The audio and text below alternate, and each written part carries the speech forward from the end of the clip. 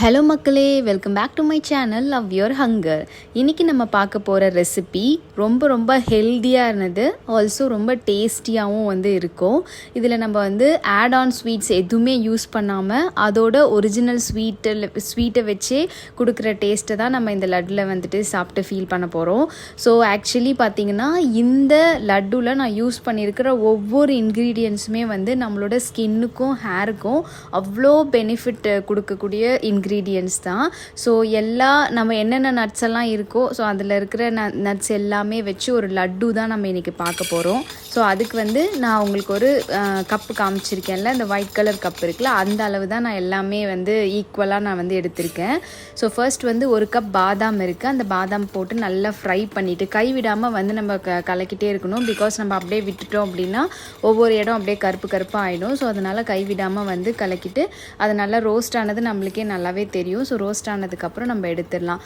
அதே மாதிரி தான் நான் சன்ஃப்ளவர் சீட்ஸும் பம்கின் சீட்ஸும் ஒரு கப் ரெண்டுத்தையும் சேர்த்து ஒரு கப் எடுத்து அதையும் ஃப்ரை பண்ணிட்டேன். அடுத்தது வால்நட் ஒரு கப் எடுத்து அதையும் ஃப்ரை பண்ணிட்டேன். அதுக்கப்புறம் ஃப்ளாக்ஸ் சீட்ஸ் எடுத்திருக்கேன். அதுக்கப்புறம் முந்திரி ஒரு கப் எடுத்து அதையும் ஃப்ரை பண்ணிக்கிட்டேன். நெக்ஸ்ட்டு பார்த்தீங்கன்னா என்கிட்ட இவ்வளோ தான் லட்டு பண்ணும்போது அந்த அளவுக்கு தான் பிஸ்தா இருந்ததுனால அது யூஸ் பண்ணியிருக்கேன். பட் நீங்கள் ஒரு கப் ஃபுல்லாகவே போட்டுக்கலாம். ஸோ இது எல்லாத்தையுமே நல்லா ஃப்ரை பண்ணிவிட்டு ஒரு பிளேட்டில் கொட்டி நல்லா ஆற வச்சுருங்க. அது சூடு போகட்டும். ஏன்னா நம்ம சூடோடு போட்டு அரைச்சோம் அப்படின்னா லைட்டாக தண்ணி பதம் நம்மளுக்கு கொடுக்கும். ஸோ அதனால் இது பவுடராக நம்மளுக்கு வராது. ஆல்சோ நம்மளுக்கு டேட்ஸும் இதுக்கு தேவைப்படும். இந்த டேட்ஸ் சீட்ஸ் எல்லாம் ரிமூவ் பண்ணிவிட்டு ஒரு 20 to 25 சீட்ஸ்க்கு டேட்ஸ் கிட்டே எடுத்து வச்சுருக்கேன்.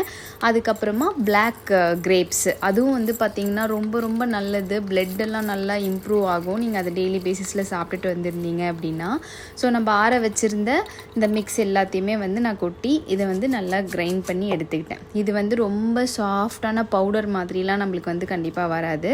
இந்த அளவுக்கு இந்த பதத்தில் இருந்தாலே அதுவே நம்மளுக்கு மோர் தென் எனஃப். ஸோ இதை ஒரு தட்டில் கொட்டிட்டு கொஞ்சம் நேரம் இதை ஆறட்டும். அடுத்தது அந்த கிரேப்ஸையும் டேட்ஸையும் போட்டு நான் தனியாக அதே மிக்சர் ஜார்லேயே அடைச்சி எடுத்துக்கிட்டேன். ஸோ இப்போ இதை பார்த்திங்கன்னா நம்மளுக்கு அந்த கிரேப்ஸ் கம்ப்ளீட்டாக அரைக்க முடியாது. அது கொஞ்சம் ஒன்றும் பாதியமாக தான் நம்மளுக்கு அரைச்சி வரும். ஸோ அதனால் எவ்வளோ அரைக்க முடியுதோ அந்த அளவுக்கு நீங்கள் அரைச்சி நம்ம ஆல்ரெடி பவுடர் பண்ணி வச்சுருந்தேன் அந்த நட்ஸோட மிக்ஸ் இருக்குல்ல அதில் போட்டுருங்க. ஃபஸ்ட்டு நான் ஒரு 3 ஸ்பூன் நெய் தான் ஊற்றிருக்கேன். அப்புறம் நம்ம மிக்ஸ் பண்ண தேவைப்பட்டுச்சுன்னு லைக் அது ஒரு உருண்டையாக பிடிக்கிறதுக்கு வரல அப்படின்னா நம்ம எக்ஸ்ட்ரா நெய் ஆட் பண்ணிக்கலாம். ஸோ இது என்னென்னா கொஞ்சம் கஷ்டமாக தான் இருக்கும். இதை நம்ம பிசைஞ்சு எல்லாத்தையும் ஒன்று சேர்க்குறதுன்றது. பட் கொஞ்சம் டைம் எடுத்து நீங்கள் எல்லாத்தையுமே நல்லாவே மிக்ஸ் பண்ணி தான் ஆகணும். அப்போ தான் உங்களுக்கு அந்த உருண்டை பிடிக்கிறதுக்கான கன்சிஸ்டன்சி வரும். இல்லைனா வெறும் நட்ஸ் மட்டும் வச்சுட்டுலாம் நம்மளால் உருண்டை பிடிச்சா அது உதிர்ந்துடும். அதனால தான். ஸோ இப்போ திருப்பியும் நான் ஒரு 3 ஸ்பூன்ஸ் நெய் ஆட் பண்ணியிருக்கேன். ஸோ அதெல்லாமே சேர்த்து கொஞ்சம் டைம் எடுத்து நல்லா கைவிடாமல் பிசைஞ்சிங்கன்னா இப்படி வரும். ஸோ நீங்கள் அதை கையில் இப்படி எடுத்து உருண்டை பிடிக்கும் போது கொஞ்சம் அழுத்தி உருண்டை பிடிங்க. அப்போ தான் அது உதிராமல் இருக்கும். ஸோ இது நல்லா பார்த்திங்கன்னா ஒட்டிடுச்சு நல்லாவே. ஸோ கரெக்டான அளவில் நெய்லாம் கரெக்டான அளவில் தான் நம்ம ஆட் பண்ணியிருக்கோம்.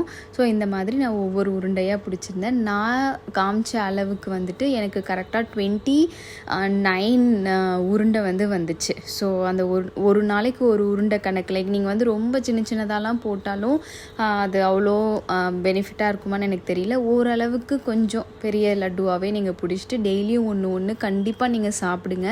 இது ரொம்ப டேஸ்டியாக இருக்கும். இதில் நான் சுகரோ எந்த விதமான ஒரு ஸ்வீட் இன்க்ரீடியன்ஸ் எதுவுமே நான் ஆட் பண்ணவே கிடையாது. நம்ம போட்டிருந்த அந்த டேட்ஸ்லேயும் அந்த பிளாக் கிரேப்ஸ் இருக்குல்ல அதில் இருக்கிற ஸ்வீட்டே நம்மளுக்கு இது ரொம்பவே மோர் தென் எனஃபாக இருக்கும். ஸோ இது எல்லாமே நம்ம ஆல்ரெடி ஸ்வீட் பாக்ஸ்லாம் வாங்கி நாங்கள் எங்கள் வீட்டில் இந்த மாதிரி பாக்ஸஸ்லாம் கீழே போட மாட்டோம், வாஷ் பண்ணி வச்சுருப்போம். பிகாஸ் இந்த மாதிரி விஷயங்கள்லாம் நம்ம செய்யும் போது ஸ்டோர் பண்ணுறதுக்கு இது ரொம்பவே யூஸ்ஃபுல்லாக இருக்கும். அதனாலே நாங்கள் அதை ஸ்டோர் பண்ணி வச்சுருப்போம். அந்த மாதிரிலாம் ஸ்டோர் பண்ணி வச்சுட்டு நான் சாப்பிட்டு பார்த்தேன். ஒன்று நிஜமாவே நல்லா இருந்துச்சு. நீங்கள் ட்ரை பண்ணி பார்த்தா தான் உங்களுக்கு கண்டிப்பாக தெரியும். ஸோ நீங்களும் ட்ரை பண்ணி பார்த்துட்டு எப்படி இருந்துச்சுன்னு எனக்கு கமெண்ட் செக்ஷனில் சொல்லுங்கள். தேங்க்ஸ் ஃபார் வாட்சிங் திஸ் வீடியோ. பாய்.